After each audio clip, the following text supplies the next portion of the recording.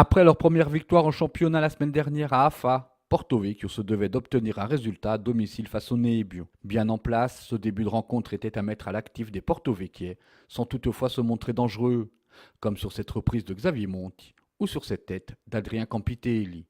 Peu d'occasions dans cette première période, un match fermé où les hommes de Pierre Bartoli et de Johan Banelli n'arrivaient pas à concrétiser leur domination, une impuissance symbolisée par ce tir du milieu de terrain de Michael Ornano.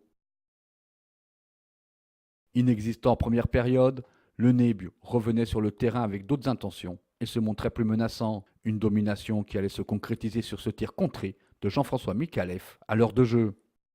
Dès lors, Portovic se rue à l'attaque pour revenir au score, mais sans se créer de réelles occasions. Une égalisation qui viendra sur coup de pied arrêté à la suite de cette faute commise sur Michael Ornano à l'entrée de la surface de réparation. Samir El Moussaoui se chargeait de tirer ce coup franc qui trompait David Agostini à la 75e minute de jeu.